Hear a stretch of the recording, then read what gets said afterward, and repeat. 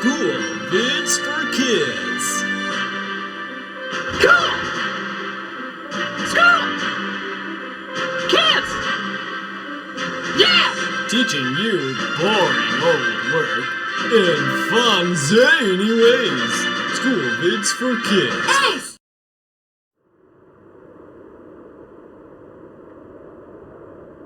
Ozymandias, Ozymandias, Ozymandias, Ozymandias, Ozymandias,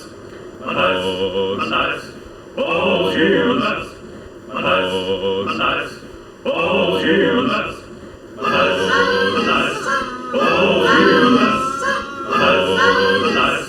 Ozymandias.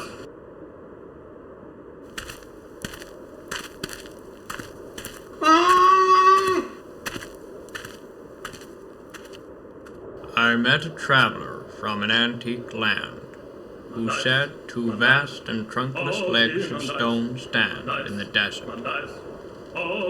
Near them, on the sand, half sunk, a shattered visage lies, whose frown and wrinkled lip and sneer of cold command tell that its sculptor well those passions rent, which yet survive, stamped on these lifeless things, the hand that mocked them, and the heart that fed.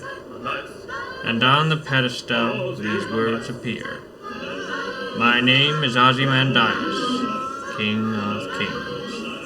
Look on my works, ye mighty, and despair. Nothing beside remains. Around the decay of that colossal wreck, boundless and bare, the lone and level sands stretch far away.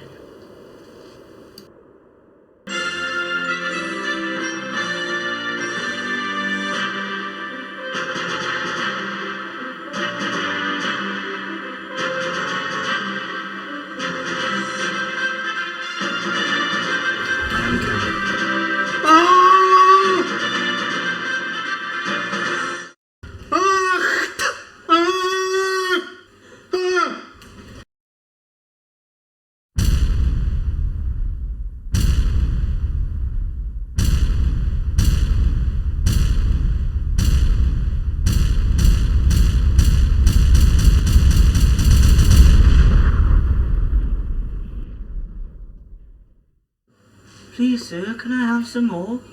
More! He was born in Portsmouth, England, on February 7th, 1812, to John Dickens and Elizabeth Barrow. When he was 5, they moved to Chatham Town, and when he was 10, they moved to Camden Town in London. His family were quite well off, so he was educated first in William Giles School and then in Wellington Manor Academy.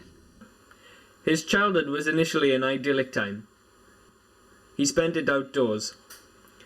His favourite authors were Tobias Smollett and Henry Fielding, who wrote sweeping, picturesque novels and dark Gothic tales that greatly influenced Dickens' later works.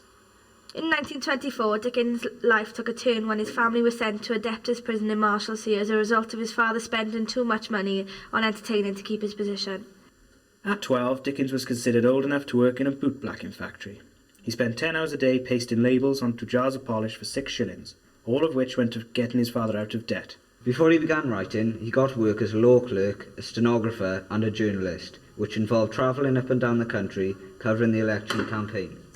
During his 20s, he wrote comedy sketches for the Monthly Chronicle using the pseudonym Boz. He became well known for his first novel, The Pickwick Papers. At 24, he married Catherine Thompson Hogarth. They had children together and lived in Bloomsbury. Dickens wrote a travelogue describing their journey together across America. He eventually split up with Catherine after 22 years of marriage and 10 children. Prior to the divorce, Dickens was romantically linked to an actress and his sister-in-law. His novels were very popular and widely read during his lifetime. He wrote most of his books between 1836 and 1865. In 1865, Dickens was involved in a train crash. He never fully recovered from the crash and didn't write as frequently as before, merely completing Our Mutual Friend and starting the unfinished The Mystery of Edwin Drood. He spent most of his later years giving public readings. The effort it took to travel to these readings and the enthusiasm and passion with which he voiced multiple characters is likely to have contributed to his death. He died in 1870 after suffering a stroke. He was not buried where he wished to be buried, in Rochester Cathedral, but in Poets' Corner of Westminster Abbey. Dickens created some of the world's best-loved characters, and his books are still read by millions today. Well then, I like Charles Dickens. We like Charles Dickens. I like Charles Dickens. I like Charles Dickens.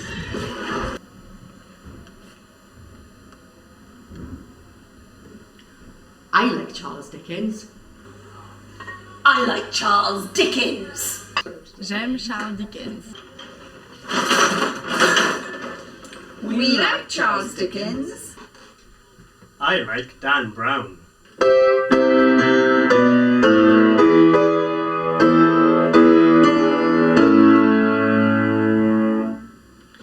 I like Charles Dickens.